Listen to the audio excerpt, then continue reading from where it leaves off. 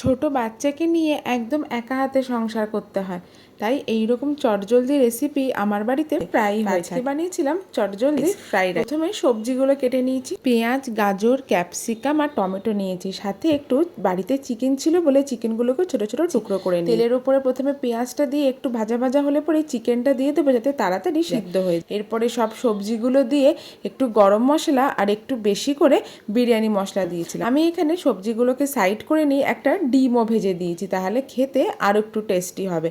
এরপরে দেবো tomato sauce, chilli sauce, যেহেতু লঙ্কা কম দিয়েছি তাই চিলি সসটা একটু বেশি দিলাম। তারপরে হোয়াইট ভিনিগার আর একটুখানি সোয়া সস দিয়ে ভালো করে মশলাটা কষে এলে পরে আগে থেকে রান্না করে রাখা ভাতটা দিয়ে বেশ ভালো করে মিশিয়ে নেব। একেবারে পুরো ভাতটা না দিয়ে অল্প অল্প করে ভাতটা দিতে হবে, তাহলে দলা পাকাবে। এর সঙ্গে আমি একটু ব্লু লেগুন বানিয়ে নিয়েছি। ব্যাস, খুব সহজেই দুপুরে বা রাতে খাওয়ার জন্য একটি পেট ভর্তি খাবার তৈরি হয়ে গেল। রেসিপিটা কেমন লাগলো কমেন্টে জানাবে।